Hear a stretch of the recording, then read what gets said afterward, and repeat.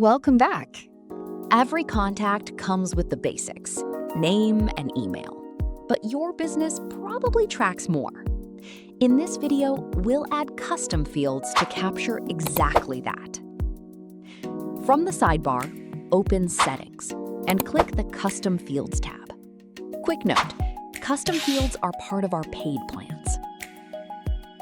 Custom fields let you store anything you like on a contact. Company, job title, plan tier, you name it.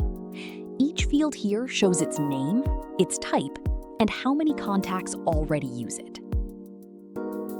To create one, click Add Field. A dialog opens with everything you need to define it. Give it a clear name, like Company.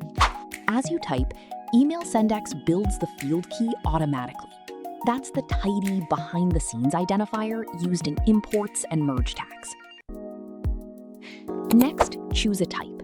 Text for free-form words, number for figures, date for calendar dates, and drop-down for a fixed set of choices.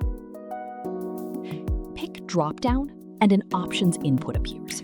Just list each choice you want. This keeps your data consistent because everyone picks from the same set. Tick Required if a field must always be filled in. You can also add placeholder text and a short help note to guide whoever's entering data. When it's ready, click Save. Your new field joins the list. To change the order they appear on a contact, just grab a field's drag handle and drop it where you want. You can edit a field anytime and delete one you no longer need. If contacts are already using that field, EmailSendX warns you first. Deleting it removes that data, so pause and double-check before you confirm.